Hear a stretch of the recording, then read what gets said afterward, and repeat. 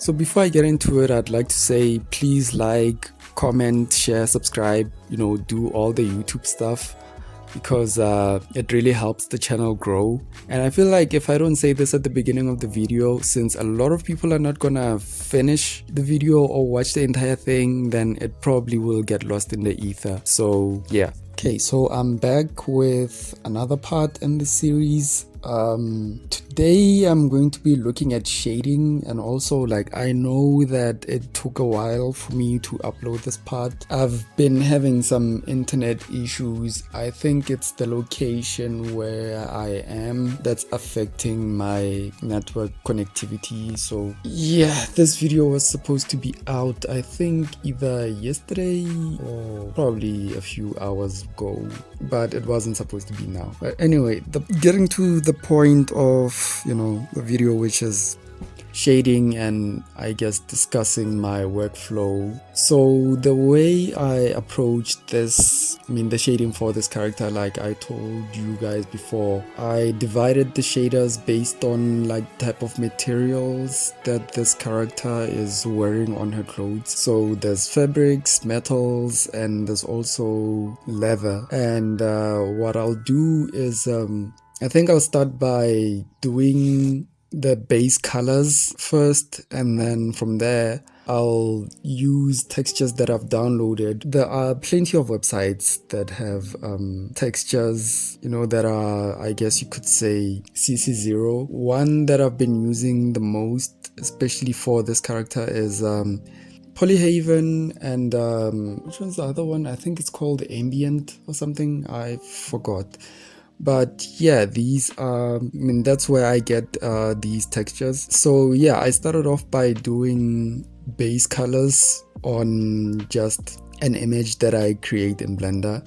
And then from there, I export, or rather, I just add in image textures. And a simpler way to do this is simply just by dragging and dropping, if you don't like to do the whole file explorer thing, which is what I do mostly. So if you're wondering why all these nodes are just popping up in the node editor, that's why I'm literally dragging and dropping. But it's not capturing because I've set my OBS to only record the Blender window instead of recording everything, so it just focuses on Blender. But yeah, it's that. And then after doing that, I will do this thing, I guess, where you could say I'm mixing textures and shaders, right? And the way I do this is with masks. You can have two shaders on one material and just divide it by mask. It's something that you'll see me do. I don't know if I'll show myself painting the masks for these materials, but that's mainly how I do things. And also, when I'm done with that, the next thing that follows is just me baking said materials and textures. No, not materials, just textures that I have created with these downloaded textures. So yeah, the process is fairly, I guess, simple. It's just that it takes too long when you're doing it in Blender. And where I'll end basically is, I guess, maybe you could call it the halfway point, especially where I leave off the clothing for this character. It's basically the halfway point, and there's still certain things that I'll need to finish up. But this is just to give you a basic idea or a rundown of how I do my textures or materials, shaders, texture painting, whatever you call this process. I think, yeah, it's a lot, I guess. But yeah, the process, again, like I said, it's simple. It's just that it takes too long, and this is why I wish I had something like a Substance Painter or Quixel. But my laptop, like I said, not the most powerful. I think it can run Substance Painter, but it's a bit laggy, and also it's one of those things where it's if I wanted Substance Painter, I guess I'd have to buy it. But different, I guess it's a topic for another time maybe. But yeah, what I won't be doing in this video, I guess, is the hair and I guess you can call it the skin shaders, for her face and her hands. But the clothing, for the most part, will be almost done when it comes to shading. The one thing that I won't finish completely, I guess, is the parts that have fabrics. Basically everything that is colored in green. The base work has already been laid down, so I will probably finish that off camera, because most of what is left is, I guess, painting the base colors, right? Like I've already done everything else, like the groundwork has already been laid down. So yeah, I just have to finish up the stripes on her, what do you call these things, these green tights that she's wearing, right? I have to finish up the stripes there, and maybe I think the stitches on the green shirt that she's wearing, the one that pokes out on, I mean, under her corset. And then there's also the stitches that are on her cape.